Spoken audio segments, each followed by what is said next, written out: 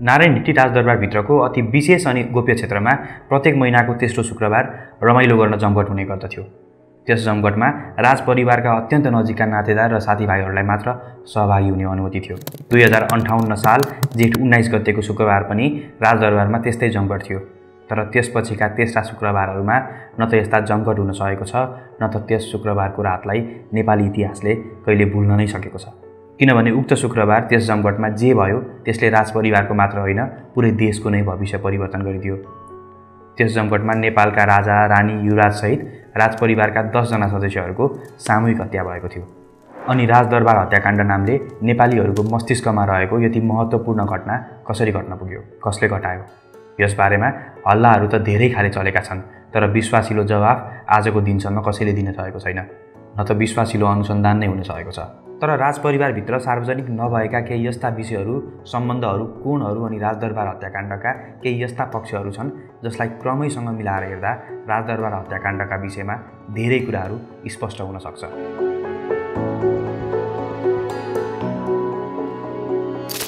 म हुँ सरोज कार्की र प्रोजेक्ट कुराको यस भिडियो सिरिज रोयल नेपालमा म ती विभिन्न घटना र पक्षहरूलाई खोतल्ने प्रयास गर्नेछु र भिडियो सिरिजको यो पहिलो भिडियो हो। यस्ता कयौँ भिडियोहरू यस सिरिजमा हटाउनेछन् अनि यो सिरिज तयार पार्ने क्रममा हामीले गहिरो गरी रिसर्च गर्न, सुट गर्न अनि एडिटिङ गर्न कयौँ दिन लगाएका छौँ। हामी यस्ता डकुमेन्ट्री भिडियोहरू तपाईका लागि निरन्तर बनाउन चाहन्छौँ र यो त्यस बेला अझै मजाले सम्भव हुनेछ जति बेला तपाईँ हाम्रो च्यानलसँग जोडिनुहुन्छ।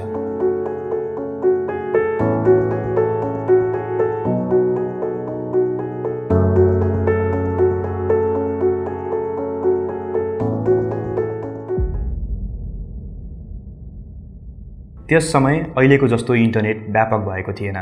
नेपालका सञ्चार माध्यमहरू पूर्ण रूपमा स्वतन्त्र पनि थिएनन्। टेलिभिजन र टेलिफोन केही धनाढ्यहरूका घरमा बाहेक अरूतिर थिएन। त्यसैले त्यस समय समाचार अहिले जस्तो क्षणभरमै फैलिँदैनथ्यो। अर्कोतिर देश माओवादी द्वन्द्वमा जकडिएकोले प्राय नेपालीहरू 7-8 नबज्दै ओछ्यान पसिसकेका हुन्थे। देशको राजधानी काठमाडौँ केही ढिलो गरी सुत्नु स्वाभाविक हो, तर पनि 9 बजे प्रायका लागि चकमन्न अँध्यारो भइसक्थ्यो। त्यसैले यस कालो रातको खबर अधिकांश नेपालीहरूले भोलि बिहान उठिसकेपछि मात्र पाए। दूरदराजका गाउँमा यो खबर झन् ढिलो गरी फैलियो। तर सञ्चारमा पहुँच भएका केही सीमित नेपालीहरूले राति नै टेलिफोनहरूबाट दरबारभित्र गोली चलेको हल्ला सुनेका थिए। 2-3 चोटि पहिला आयो फोन, मैले रेस्पोन्स गर्न पाइनँ, तर त्यो फोन चाहिँ मैले रेस्पोन्ड गरेँ। त्यो फोनमा मलाई दरबारभित्र केही काण्ड भयो, त्यसमा चाहिँ थुप्रै राजपरिवारका सदस्यहरू घाइते हुनुभएको छ र मेरो दाजु खड्गविक्रम शाह उहाँ पनि घाइते हुनुभएको छ। पञ्चायती व्यवस्था हटेर नेपालमा प्रजातान्त्रिक व्यवस्था लागू भएको 1 दशक जति मात्र भएको थियो। 2046 सालमा 50 दिन चलेको पहिलो जनआन्दोलनबाट आएको यो परिवर्तनपछि बनेको नयाँ संविधानले राजतन्त्रलाई संवैधानिक राजतन्त्रका रूपमा स्थापित गरेको थियो। यस परिवर्तनपछि नेपालमा राजाको एब्सोल्युट पावर हटेको थियो र राजतन्त्रभन्दा माथि संविधानलाई राखिएको थियो अनि राजा संविधान अन्तर्गत थिए। राजा वीरेन्द्र राजगद्दीमा आउनु अघिदेखि नै उनका बुबा राजा महेन्द्रले पञ्चायत शासन लागू गरेका थिए। त्यसबेला राजनैतिक दलहरूमाथि पूर्ण प्रतिबन्ध थियो। पछि पञ्चायत व्यवस्था विरुद्ध भएको आन्दोलनहरू बढ्दै गएपछि उनले 2037 सालमा जनमत सङ्ग्रह गरे। तर जनमत सङ्ग्रहमा 55% मतदाताले गैर राजनैतिक व्यवस्था अर्थात् पञ्चायत व्यवस्थालाई छनौट गरे र 2046 सालको जनआन्दोलनसम्म यो व्यवस्थाले निरन्तरता पाएको थियो। बहुदलीय व्यवस्थालाई कार्यकारी भूमिका हस्तान्तरण गरेर देशमा प्रजातन्त्र ल्याएपछि राजा वीरेन्द्रको उचाइ देश र अन्तर्राष्ट्रिय स्तरमा झन् चुलिएको थियो। 3 वर्ष यता मेरो सरकारले मुलुकमा बौद्ध प्रजातन्त्रको संस्थागत अभ्यास र उदार अर्थव्यवस्थाभित्र आर्थिक विकासका सुदृढ आधारशिला निर्माण गर्नेतर्फ महत्त्वपूर्ण कामहरू गरेको छ। तर यो सबै परिवर्तनका लागि राजतन्त्रलाई कमजोर बनाएको भन्दै राजपरिवारका कयौँ सदस्यलाई चित्त बुझेको थिएन। बाहिर खुलेर विरोध नगरे पनि भित्रभित्रै राजतन्त्रको शक्ति कमजोर बनाएको आरोप राजा वीरेन्द्रलाई लाग्ने गर्दथ्यो। यता राजपरिवारको हत्या भएको खबर फैलिएसँगै देशभर जनता स्तब्ध भएका थिए। हिन्दू बाहुल्य देशमा विष्णुको अवतार मानिएका राजा अनि राजपरिवारको मृत्युको खबरले सबैतिर रुवाबासी चलिरहेको थियो। सबैहरुको शरणमा छ प्रभु, यो माता अरु केही छैन प्रभु। I'm here to say goodbye to our king for the last time.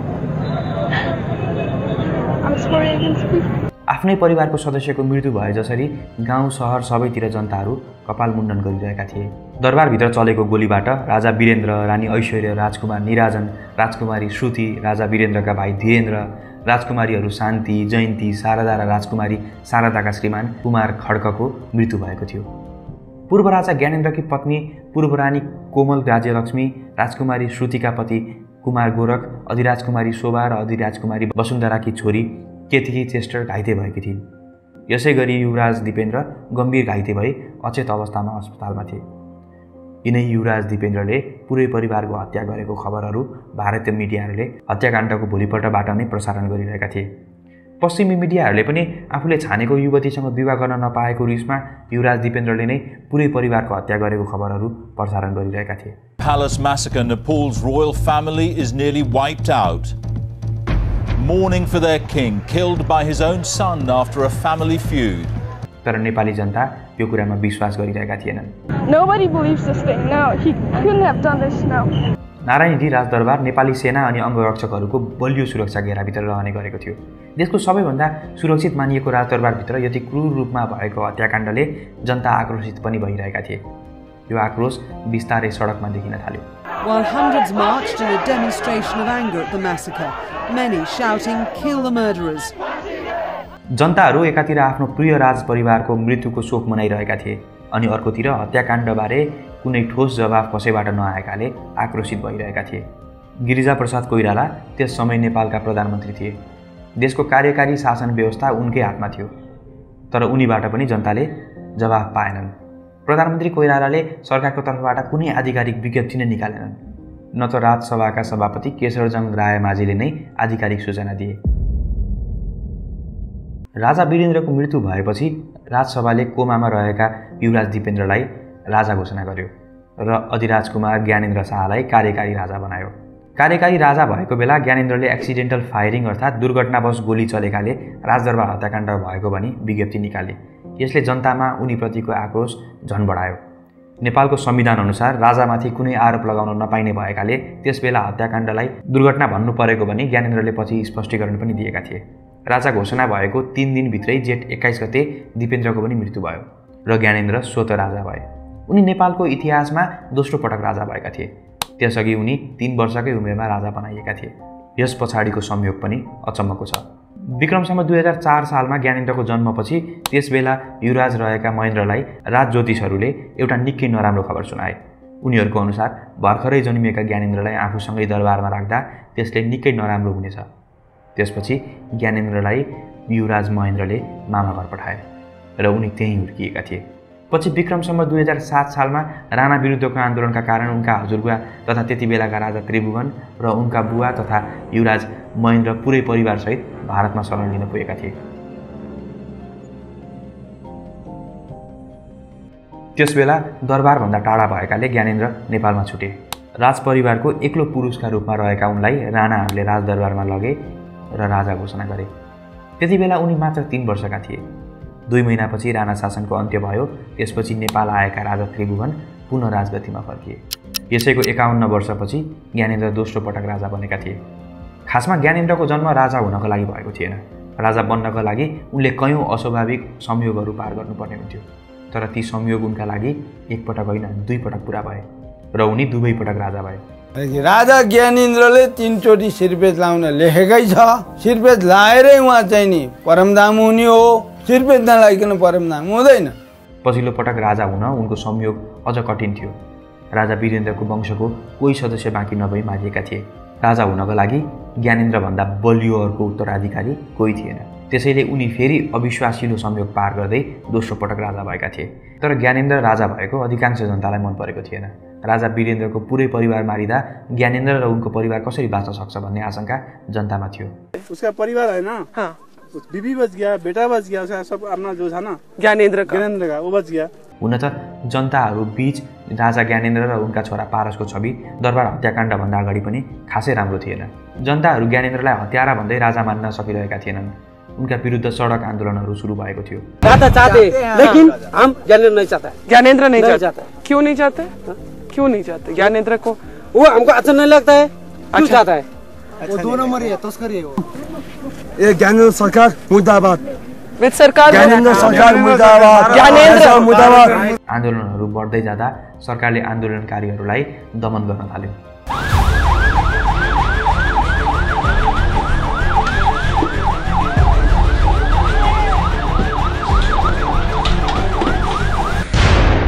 सुरक्षाकर्मीहरूबाट पनि आन्दोलन नियन्त्रणमा नआउँदा सरकारसँग चाल्ने गरी एउटा कदम बाँकी रहने गर्दछ, कर्फ्यू।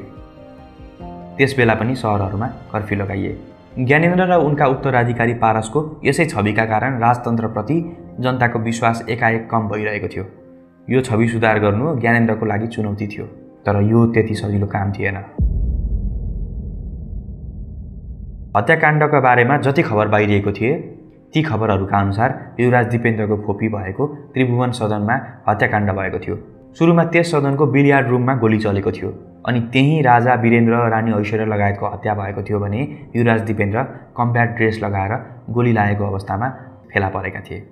हत्याकाण्ड भएको समयमा दरबारमा उपस्थित प्रत्यक्षदर्शी राजपरिवारका सदस्यमध्येका एक डाक्टर राजीव राज शाहीले युवराज दिपेन्द्रले नै गोली चलाएको भनी मिडियामा आएर बताए। There was a lot of shouting, chaos, and all of a sudden I heard people say that the late Majesty King Virendra had been shot. After shooting, the then Crown Prince Dipendra, he went out. He was just a murderer. Thank you. All of a sudden, the then Crown Prince Dipendra, he walked in. At about this time, he started to go wild and start shooting whoever came in front of him. दरबार हत्याकाण्डमा घाइते भएकी केतकी चेस्टरले पनि पछि यही दाबी दोहोऱ्याएकी थिइन्, तर युवराज दिपेन्द्र अत्यन्त मिजासिला युवराजका रूपमा संसारले चिनेको थियो।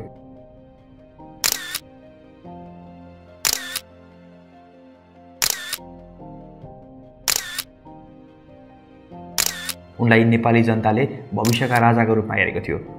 युवराज दिपेन्द्रले यसो गर्छन् भन्ने कल्पना जनताहरूले गरिरहेका थिएनन्। त्यसै बेला यसै हत्याकाण्डलाई नयाँ कुतपर्वको नाम दिँदै भूमिगत रहेर युद्धमा होमिएको माओवादीका नेता डाक्टर बाबुराम भट्टराईको लेख कान्तिपुरमा छापिएको थियो। उक्त लेखमा पनि डाक्टर भट्टराईले यस्तै तर्क अघि सारेका थिए, जसमा भनेका थिए एउटा भावी राजाले प्रेममा पागल भएर गद्दी त्याग गर्न सक्छ, तर त्यत्तिकै निम्ति आफ्ना पुरै शाखा सन्तान र स्वयं आफूलाई भौतिक रूपले समाप्त गर्न सक्दैन। उनले आफ्नो लेखमा राजदरबार हत्याकाण्डको पछाडि भारतको र अमेरिकाको हात भएको दाबी गरेका थिए। यही लेख छापेको आरोपमा कान्तिपुर दैनिकका सम्पादक युवराज घिमिरे, सञ्चालक कैलाश सिरोया र विनोद राज गेवालीलाई प्रहरीले पक्राउ गरेको थियो। राजदरबार हत्याकाण्डबारे जनतामा निकै कम जानकारी पुगिरहेको थियो। यसले जनताहरूबीच अनेक कन्स्पिरेसी थ्योरीहरू बन्दै थिए। ती थ्योरी र आन्दोलनहरू चर्किँदै जाँदा यसलाई रोक्न सरकारमा थप चुनौती थपिएको थियो। प्रधानमन्त्री गिरिजाप्रसाद कोइरालाप्रति जिम्मेवार नभएको आरोपहरू लाग्न थालेका थिए अनि भर्खरै राजा भएका ज्ञानेन्द्रप्रति जनताको अविश्वास थियो। त्यसैले राजा बनेकै दिन जेठ 22 गते बेलुका एक शाही घोषणा गर्दै राजदरबार हत्याकाण्डको सत्य तथ्य बाहिर ल्याउन 3 सदस्य भएको उच्चस्तरीय समिति उनले गठन गरे। सो समितिमा अध्यक्षका रूपमा तत्कालीन प्रधान न्यायाधीश केशव प्रसाद उपाध्याय तथा अन्य 2 सदस्यका रूपमा तत्कालीन सभामुख तारानाथ राणाबाट र प्रतिपक्षी दलका नेता माधव कुमार नेपाल रहेका थिए। तर पछि माधव कुमार नेपालले त्यस समितिमा बस्न मानेनन्। हत्याकाण्डको समयमा राजदरबारको सैनिक सचिव रहेका विवेक कुमार शाहले पछि यस घटनाबारेमा एउटा खुलासा गरे। उनको पुस्तक मैले देखेको दरबारमा उनले लेखेका थिए कि पहिले आफूलाई राख्नै पर्ने अडान कसेर समितिमा बसेका माधव नेपालले एकाएक समितिबाट नाम फिर्ता लिएका थिए। माधव कुमार नेपालले समितिबाट राजीनामा दिएर बाहिरिएपछि बाँकी रहेका 2 सदस्यहरूले 26 गते अनुसन्धानको काम सुरु गरेका थिए। तर यति महत्त्वपूर्ण हत्याकाण्डको सत्य तथ्य बाहिर ल्याउन समितिलाई जम्मा 3 दिनको समय दिएको थियो। पछि त्यो समय नपुगेपछि 4 दिन समय थपियो र समितिले 7 दिनभित्र अर्थात् जेठ 32 गते आफ्नो प्रतिवेदन बुझायो।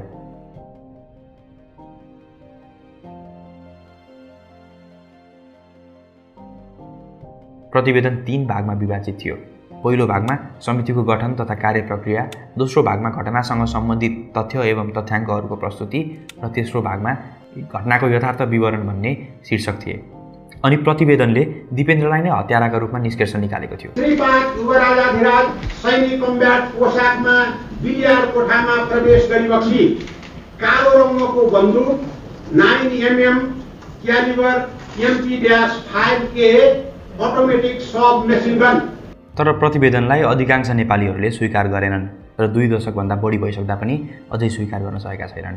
अझै समितिको अनुसन्धान फितलो भएको र पूर्व निर्धारित नतिजा नै प्रतिवेदनमा उल्लेख भएको कतिको विश्वास छ। यसका पछाडि यस्ता अन्य थुप्रै कारणहरू छन्। ती कारण आगामी एपिसोडमा कुरा गर्नेछु।